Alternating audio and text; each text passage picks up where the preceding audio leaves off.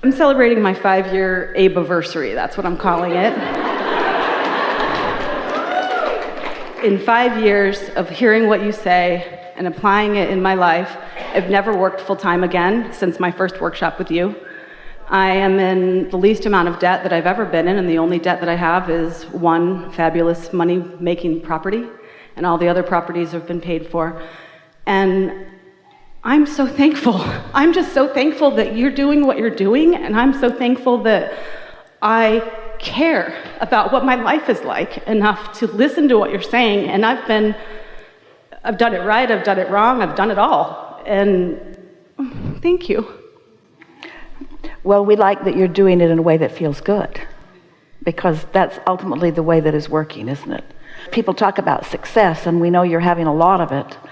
And we always like to say that the joy factor is the success factor, because everything else will follow. Once you get that in place, then all the other things have to follow that. Yeah, really good. They do. And so I'm wondering about the emotional guidance scale more specifically. Does everyone have the same emotional guidance scale? Well, really, it's an interesting thing, isn't it? Because the relationship between who you really are and where you are, that's what equals your scale. Who you really are and where you are? Life has caused you to become more and more and more. Now, we know it's confusing. Sometimes we talk about the scale this way, sometimes we talk about the scale this way, but this tuned into who you really are, that's the receiving mode. And so when you're in the receiving mode, you're in that love and appreciation and so forth, and the further you get from it, the worse it feels. And you have lots of different ways that you describe in words what that variance is. But of course, this is the perfect question at this point in our workshop evolution, because of course it's different for everyone, because no two people are in exactly the same place. That's why your navigational systems that you have in your vehicles or in your phones don't just have one destination and one current location. They don't all say, okay, all of you must go to Atlanta, and then we'll lead you to where you want to be. Or they don't just say, go to Atlanta, and then we'll lead you to the only place that we can navigate you to. There are infinite possibilities, aren't there? Just as there are infinite possibilities of what you might have put into your vortex and where you might be in relationship to it. So the scale itself, we mean your awareness of the emotions that you are feeling. But all of that is a variable depending upon how much you want it, how long you've wanted, how much momentum there is, how many engines you've got going that way, how many engines you've got going that way. Every emotional scale and every guidance system is individually tailored precisely to you. I love that answer. So I remember when it was up and down, and I remember when it was side to side and upstream and downstream, and I'm choosing for myself to do a lazy Susan analogy. I get to be in the middle, all the feelings are around me, and I can just turn and turn into more joy, and it's less effort for me. That's a good analogy. And so where's depression on this lazy Susan? Well, I try to leave that one out of the scale. No, that would be at the bottom. Fear and depression is at the edge. You're right. I get what you mean. And so if it's out here on the outer edge, so what you're saying is you want to meditate and go back to neutral where you can then choose what you want? Yeah, or I just like it to be a pivoting. We're just trying to fix up your lazy Susan analogy because it doesn't really work otherwise. It's so true. It's okay. It only works in my mind, and that's fine with me.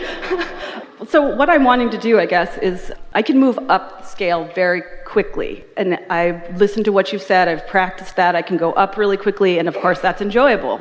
I'm less satisfied with how quickly I can move down the scale, and I really appreciate the last hot seater for a million reasons, but he touched upon that idea that sometimes you're not as aware, and you dip into something that you're not wanting to feel. But isn't it a good thing if you're not aware that it gets big enough that you become aware of it? What's the big deal in that? Step 1 is ask, you know about that, blah, blah, blah. Step 2 is answer, you know about that. Your inner being holds your vortex, blah, blah, blah, you know about that. Step 3 is you got to get in the receiving mode. We've talked about that all day. Step 4 is you become a master at being in the receiving mode.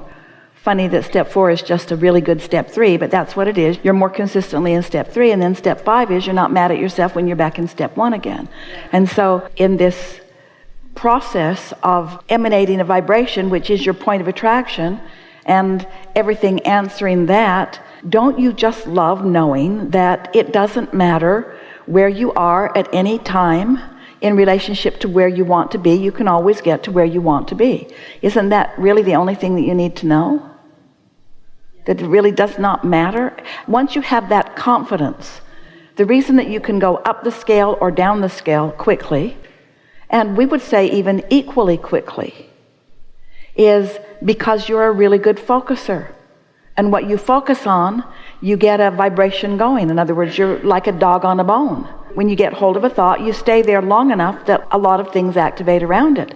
But you see, there's never any danger or urgency or struggle that you will ever again live, because you know how it works.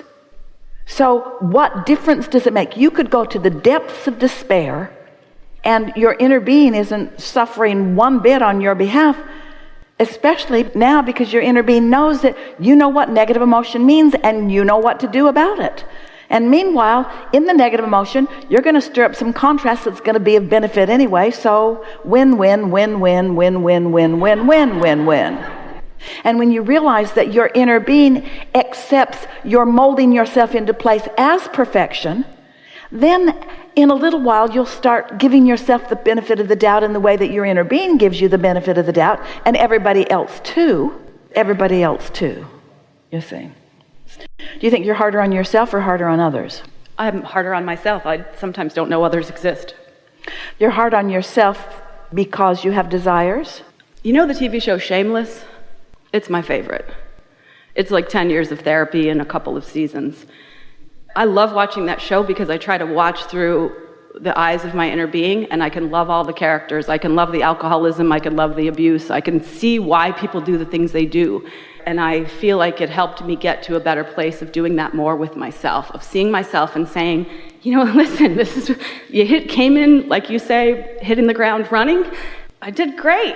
Sometimes I feel like I'm really doing all right with it, and then other times I do really judge behaviors and choices as dysfunctional. Let's talk about why that might be. There's still something unresolved in your understanding of how this all works.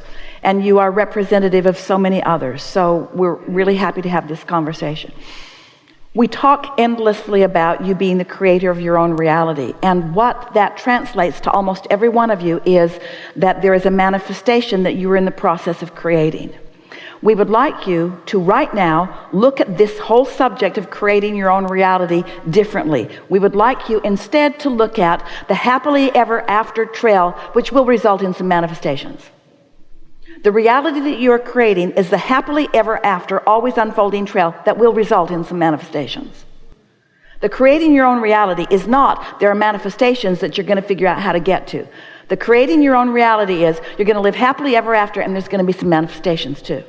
Because the reality that you're creating is this holding yourself in this place where you're in the receiving mode, where you are utilizing the ingredients, the immediate ingredients in your immediate surroundings for the satisfying fulfillment of your life experience right here and now. It's sort of like getting on an airplane to go to some fabulous destination, but you've got a 14-hour flight.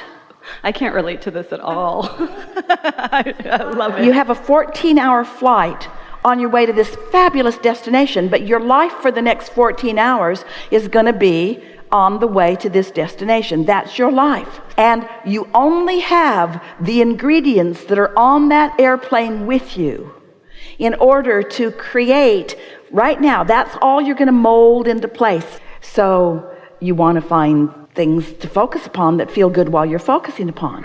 You want to find pleasure in the food, even though, let's face it, it's weird food. No matter how much you paid for the ticket, the food on the airplane is weird.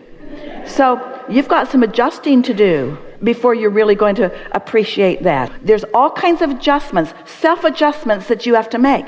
You have to confine yourself to a relatively small space, which you are sharing with a lot of other people. And sometimes you have to play some mind games with yourself to make you comfortable. Esther was in a first-class seat on the way to some fabulous place just a little while ago, and when she pushed her seat button, she thought she was going into a CAT scan. Now, there were people in the back of the plane that would have loved to have had that seat that was going to lay all the way down. Esther just was not prepared that more than half of her body was going to disappear into some hole. She didn't expect that to happen.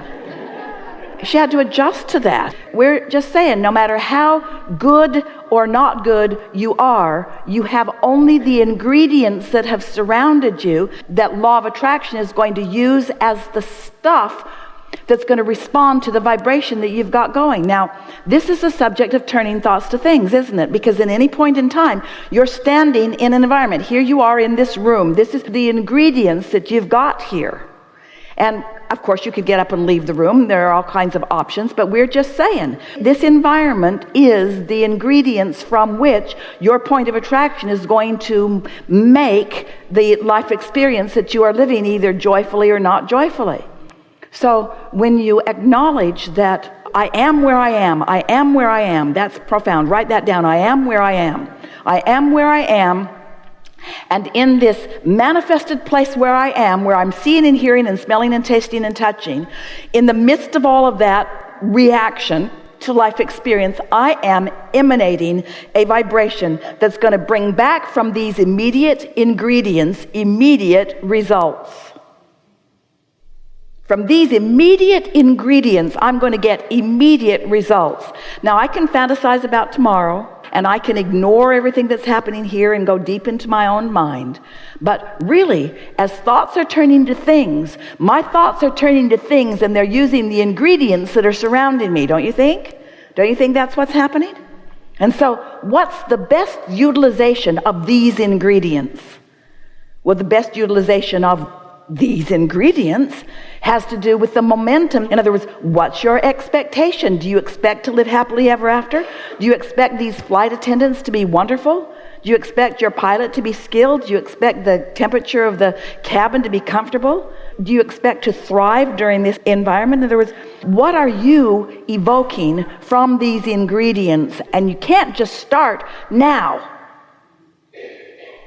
You've started long before now, because your propensity to offer a vibration to which the law of attraction is going to respond was underway long before you got into this moment. That's what you said. Sometimes it happens so fast, I don't have time to react. Well, it's too late now. It's too late now. You're in your now, and all you've got is response to your ingredients. Are you following us a little bit? But what if in moment, you're basking, you're deliberately looking for positive aspects. You're feeling good about who you are. You're taking care of yourself. You're breathing deeply. What if you have for a while cared about how you feel, so much so that you haven't been trying to solve problems, you've been basking about things, you haven't been criticizing people and demanding results, you've been appreciating them and enjoying who they are? What if you've tuned yourself to that high frequency of your inner being, and now you and your inner being are surrounded by ingredients that are going to prove so delightful to you? Because these things are always true. You always have your inner being and your inner being's influence with you. You always have some sort of relationship with your inner being. It might be sketchy or it might be solid. It might be allowing or it might be resistant. In other words, this is always true in every moment. And you have the ingredients of your environment that are going to respond to whatever you've got going on. So if you're flying off the handle all the time, if you're feeling a lot of strong emotion and it feels to you like you can't control it, it's because you were not tending to your vibration in less tense times. That's all it means. It's all right that it means this, but this is what it means. This is the answer to your important question. It means that too late you're trying to apply vibrational skills after Esther's already shoved you down the slide. That makes sense. I get that. And it's helpful.